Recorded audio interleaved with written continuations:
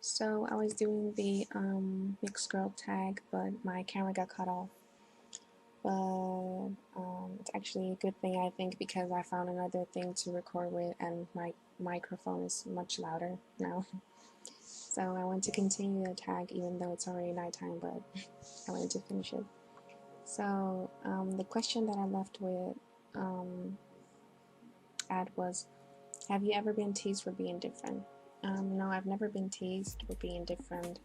But I will say that I did have in Ghana. There is this word that is being used for European people.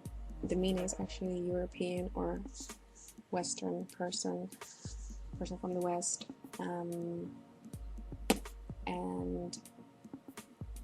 I found it very annoying. I remember when I was little, I was walking down the street there, and multiple times, a lot of girls would say that word to me, and it would really annoy me. But my parents would say, "Don't think about that," and it's actually sort of a compliment. But I didn't see it like that because to me, it felt like I was being labeled as something. When to me, it was like, this is my country too, and even though I wasn't born here, my father was born here, and it's my heritage too. So I don't know, I didn't like it. But yeah, that was it. And also, when I was 17, I went to Ghana alone for the first time for 2 months, and I saw that there were a lot of instances that people would suspect that I couldn't do certain things because I wasn't from there and I was from Europe. So they thought simple things. They thought I couldn't clean or wash the dishes or stuff like that because they thought here I was being treated as a princess or something. And that we are rich and everything because we live here. When in reality, I have to do everything everyone else has to do, and everyone has to work as hard for the money as they have to work anywhere, and it's not easy sometimes. And so I didn't like that as well. But yeah, so they have judgments about you when they don't even know you or know how it's like to live here, and that's what I didn't like. But I was never really teased at school or anything. I like that. No. Um, Next question. Have you ever been ashamed of being multiracial? No, never ashamed. The opposite. Do you feel that being mixed has benefits? Yes, definitely. I feel that being mixed has a lot of benefits actually. Well, to me, and one of them is my hair. When I was little, I didn't like my hair. I thought it was just too wild, and I wanted it straight and silky and smooth. And it's funny because a lot of mixed people, and I think black people in general, don't like their hair growing up. But when they do grow up, they start to appreciate it more and learn how to work with it, because it took a long time for me to learn how to work with it. I'm still learning right now, different techniques and things that makes it easier. And I think my hair is actually pretty easy to work with.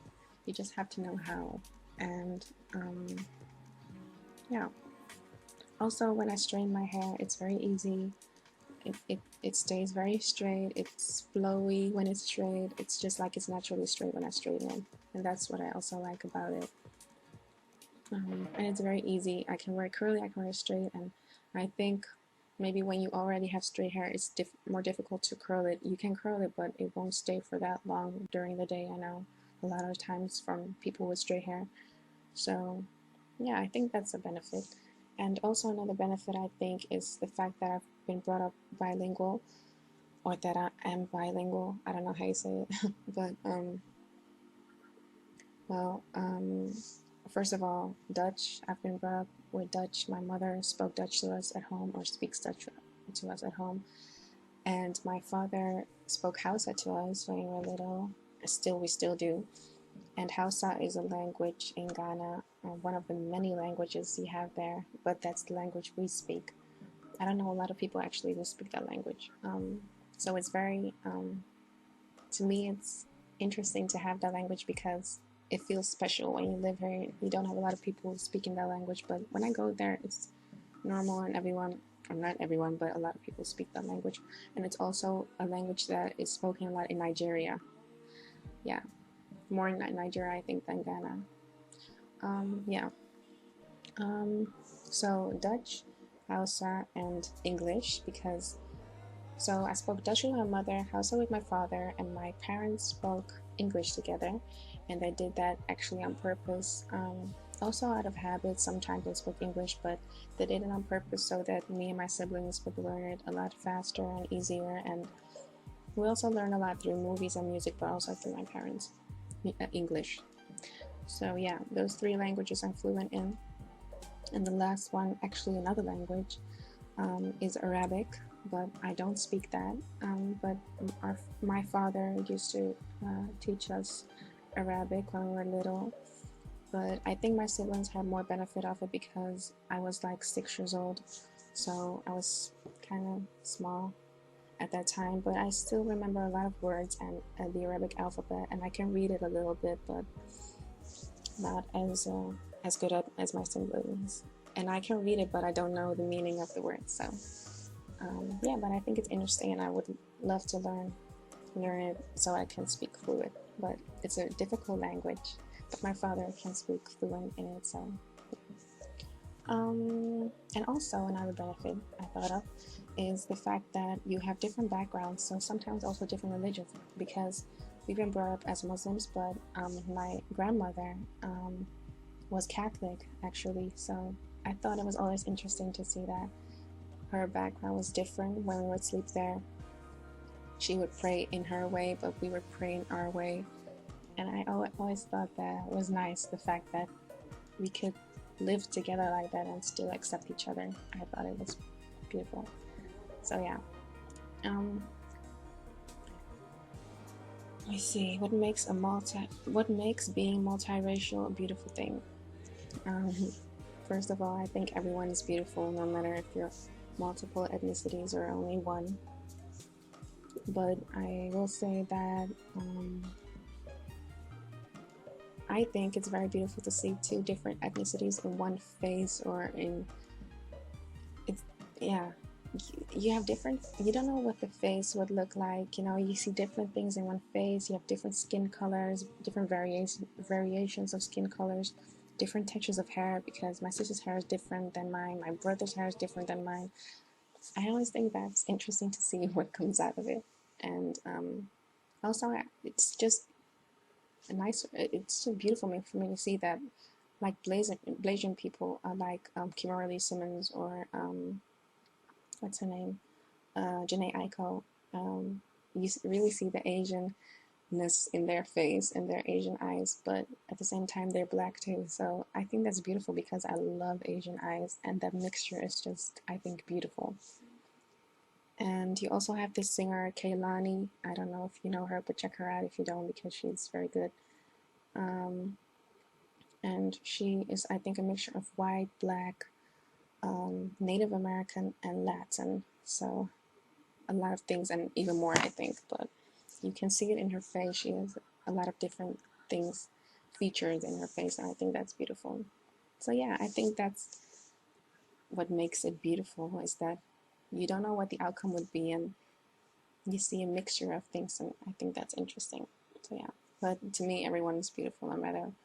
Sometimes I think one person from one ethnicity is also very beautiful. I can drown in their beauty. So to me, it's not like mixed people are the prettiest or whatever. No, I hate that when people say that. I'm not a fan of that. What makes being no, I already had that. Any advice to someone who struggles with their multiracial identity? My advice would be to not put race first. Race, it can be a beautiful thing and it can be very interesting, but you shouldn't put it first. You should put who you are, your interests, what you like, stuff like that, your lifestyle, your religious, not religion per se, but other stuff, just who you are. Oops, who you are, you should put first, I think. and not necessarily race. I think it's more important whether you're a good person or not. And if you're struggling with it, just think you have so many benefits. You know, you can, as I said, you don't know which group you belong to, but at the same time, you can mix with every group. You can join in every group because you have a little bit of everyone. So I think that's a huge benefit, and I think that you shouldn't be too worried about it and just look at your heart and who you are on the inside and what makes you you. And I think that's way more important than what race you are. And just embrace both sides or multiple sides that you have in your heritage. Embrace both ethnicities or more.